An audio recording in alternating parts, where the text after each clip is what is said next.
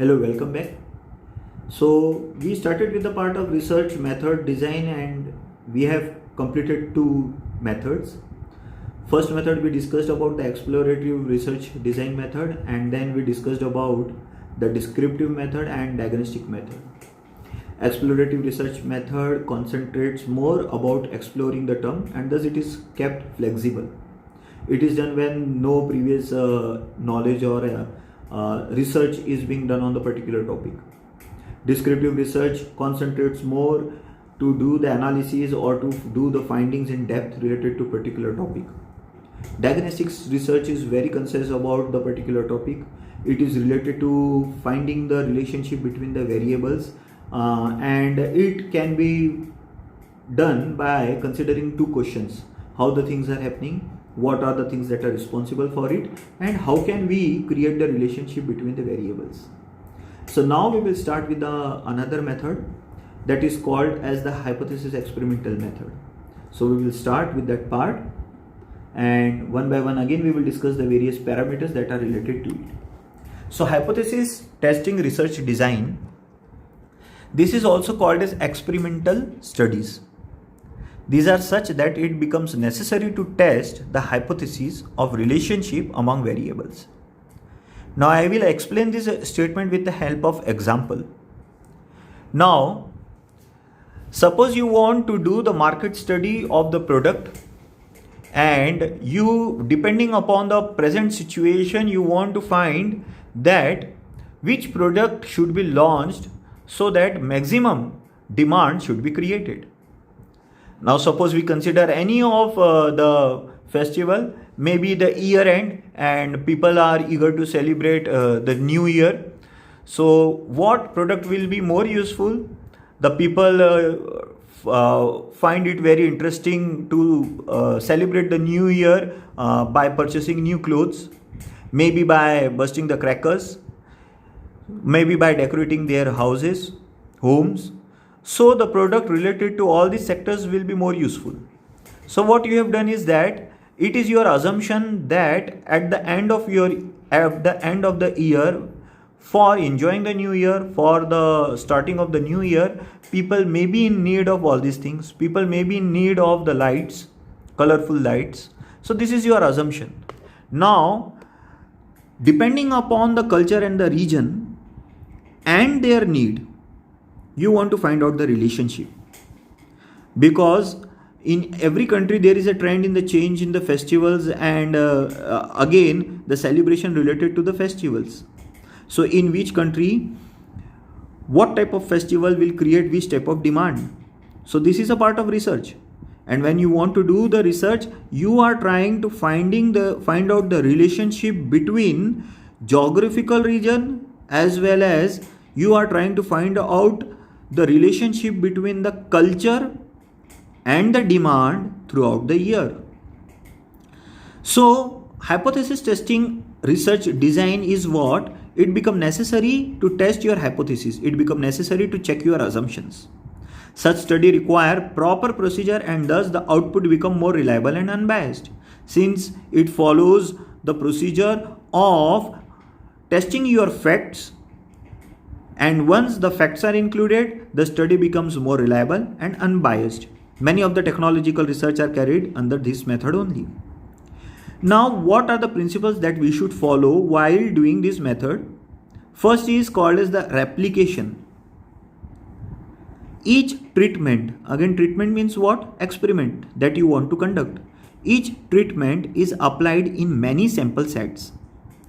You will create a sample set. Again, what is sample set? It is a set over which you want to perform the experiment. Maybe a group of people, maybe some material, maybe set of some material, say 3 bricks or 4 bricks for construction purpose, maybe concrete, maybe the clothes that you want to test for the durability. So it can be anything related to your research work, so that statistical accuracy increases. So the experiment is not done only on one set, but it is done, similar treatment is done on the various sample sets. So it increases the accuracy. In case of deviation, the mean value serves as the final output of treatment. Now for example, if you want to check the strength of a particular chair that is made of plastic, When you want to check the strength of a chair subjected to some specific load, maybe say 100 kgs.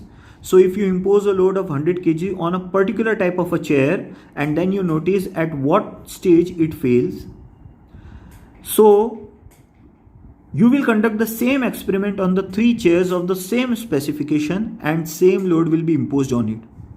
If the results vary, then you take out the mean value of all these 3 chairs and then you give the final suggestion. So it gives the more accurate result. That is called as the process of replication. Randomization. That is the second principle. The principle says that to select the sample randomly, it is normally done when the extraneous variables may create error. Extraneous variables are what? The variables which are not directly related to your study but may create impact on the study. Culture and learning habit. Example, culture and learning habit. So culture is extraneous variable. If sample is taken separately from each culture, the result may vary to high extent. Thus, if taken randomly, the effect of extraneous variable may be considered as a chance and thus impact of it reduces. Again, I will try to explain this example. Now, you want to carry out the study on a particular group about their learning habits. Now, if in a particular class you want to study how the particular student is performing, how their learning habit is, you need to correlate it with the culture. Or basically you can say how the culture is creating the impact on the learning habit. So the culture becomes the extraneous variables. If the sample is taken separately from each culture, the result may vary to the high extent. Thus, if you take it randomly, the effect extraneous variables may be considered as a chance and thus impact of it reduces. So rather than considering the samples from the specific culture, when you try to take out the samples randomly from the class without looking to their culture, that time we try to ignore the importance of culture and thus we concentrate more on the learning habits. So what we have done, we have tried to reduce the importance of extraneous variable, that is culture. So sometimes it becomes necessary to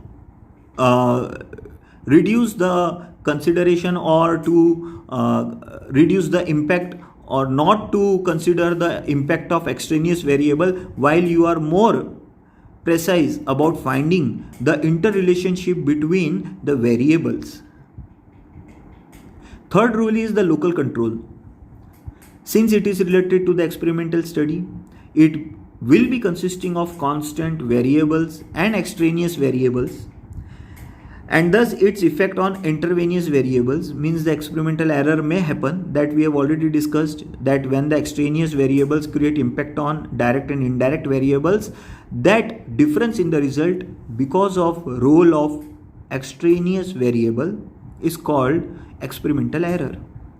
And the test to be performed, treatment what we give, variability of the data is thus affected by all these factors. The result will not come same for each and every case because of all these factors, and there may be the changes in the result. Deviation, small deviation may happen. So there should be a proper local control among all the working set. It becomes necessary to control all components, variable, influencing factors and treatment by proper predefined strategy. Now, control means what? Local control means what? It means that you are defining what things should be performed in your experiment, subjected to the what conditions, and then clearly you try to avoid the possibilities of error, maybe by reducing the impact of extraneous variables, maybe by giving less weightage to the variables which are not part of your study. So hypothesis testing research design is further classified into two parts. One is called as informal experiment and second is called as formal experiment. Now informal experiment and formal experiment, these further categories are classified into more subcategories. Informal experiment is such in which before and after experiment is conducted without control design, or maybe after only with control design is conducted, or maybe before and after with control design is done.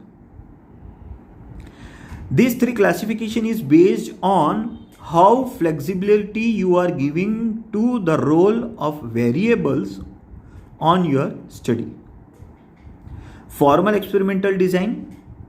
Now further method related to the formal experimental designs are completely randomized design, randomized block design, Latin square design, and factorial design.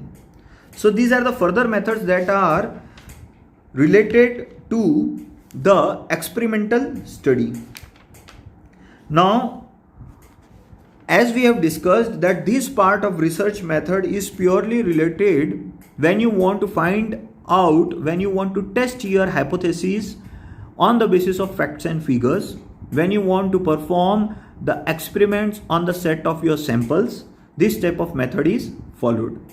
So it is more technological based method in which you try to find out the relationship between the variables, you try to find out the possibility of your hypothesis finding, you check out your hypothesis so that you can further describe it as a null or alternative. So we will stop over here, and in the next lecture we will discuss the further method. Thank you.